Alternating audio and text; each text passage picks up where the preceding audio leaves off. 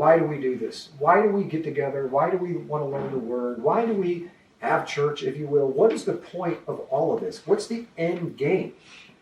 If there's any other end game, then for your character and your image to be more in line with the Father, then we're doing it all for the wrong reasons. There is just no other reason.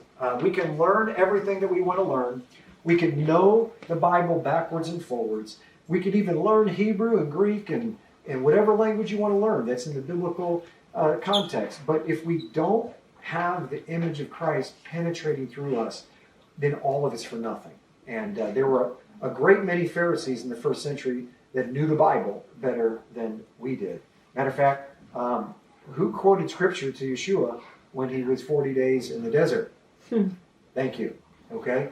So Satan himself knows the Bible very, very well. I would venture to say he probably has it memorized because he wants to use it against us. And he is the accuser. And guess what? If you're going to be accuser, which in our terms today would be a prosecutor, but he is the prosecutor. He is the accuser of the brethren. What do you think he uses to accuse?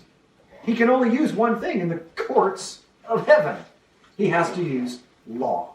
And so the law is important only from the perspective of if you want to be justified in the courts of heaven, the laws of God are very important to know. For instance, if you want to be blessed in a particular area of your life, you probably need to know what God's laws or instructions say about that particular area. If it's about marriage, you might want to do some homework on the laws of marriage to find out what those instructions are in order to be fully blessed in that area.